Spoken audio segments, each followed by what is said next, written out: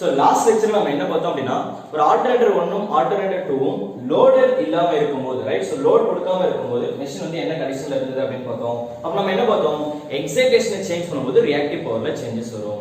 அப்புறம் ஸ்டீம் இன்புட்டை சேஞ்ச் பண்ணும்போது ரியல் பவர்ல சேஞ்சஸ் வரும். கரெக்ட்டா அத ரெண்டு தான் பார்த்தோம். ஓகே இப்போ நம்ம என்ன பண்ண போறோம் அப்படினா ஆல்டர்னேட்டர் லோடட் கொடுத்தாச்சு. லோட கொடுத்துட்டு இதே மாதிரி ரெண்டு விஷயத்தை பண்ணா என்ன நடக்கும் திரும்ப எக்ஸைட்டேஷன் இன்க்ரீஸ் பண்ணும்போது என்ன நடக்கும் ஸ்டீம் இன்புட்டை சேஞ்ச் பண்ணும்போது என்ன நடக்கும் அப்படிங்கறத இப்போ நம்ம பார்க்க போறோம். See case number 1 when I am increasing the excitation of the alternator 1 right so when we are increasing the excitation of the alternator 1 the thing is see what I have told you while changing the excitation of the alternators there is no changes in the real power so real power is constant clear.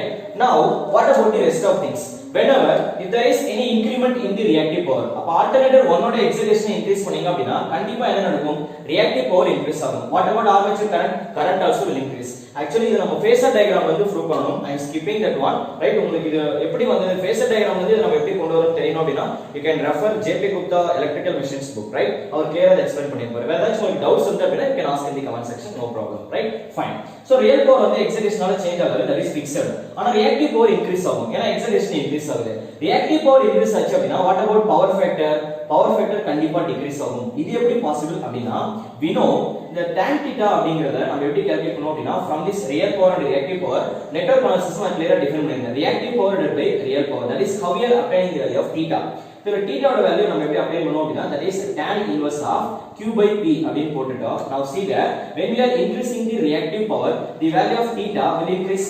இப்போ theta ஓட value increase ஆச்சு அப்படினா what about power factor phi ஓட value increase ஆச்சுனா power factor overall power factor will decrease. Yes or no? So that is the conclusion. அப்ப reactive power increase ஆகுது அப்படினா definitely it will reduce the power factor whereas since you are trying to increase the excitation of the alternator so the current also will increase. Clear? What about the alternator connected in parallel?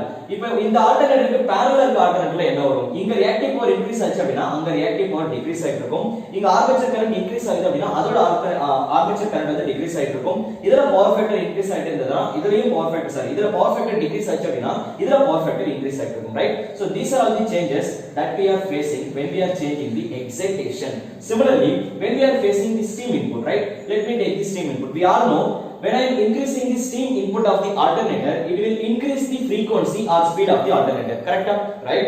Steam input change பண்ணும்போது reactive power changes வருமா no reactive power என்ன இருக்கும் again there is no changes in the reactive power that is constant. What about real power sir steam input change பண்ணும்போது நம்ம என்ன பார்த்தோம் alternator 1 ஓட real power change ஆச்சு yes or no alternator 2 ல என்ன வந்தது real power negative ல வந்தது நீங்க previous lecture observe பண்ணீங்கன்னா அது clear-ஆ புரியும். So real power அங்க decrease ஆகும். What about armature current obviously steam input நம்ம increase பண்ணும்போது resultant ல synchronous current exist ஆகும். So இங்க வந்து அது increase ஆகும் இதுல வந்து அது decrease ஆகும். What about the power factor again power factor will increase. What about இதுல வந்து power factor increase ஆகும் இதுல வந்து power factor decrease ஆகும். Actually these things they are observing from the phasor diagram clear. So don't get confused with this. So try to remember this all things that is under loaded condition.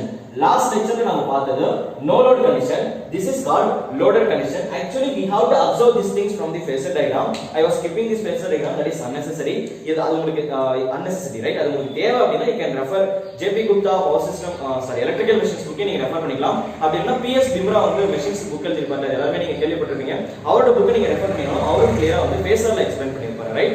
Okay I hope you all understand. இல்ல வேற ஏதாச்சும் doubts இருந்தா அப்படினா you can ask in the comment section. So thanks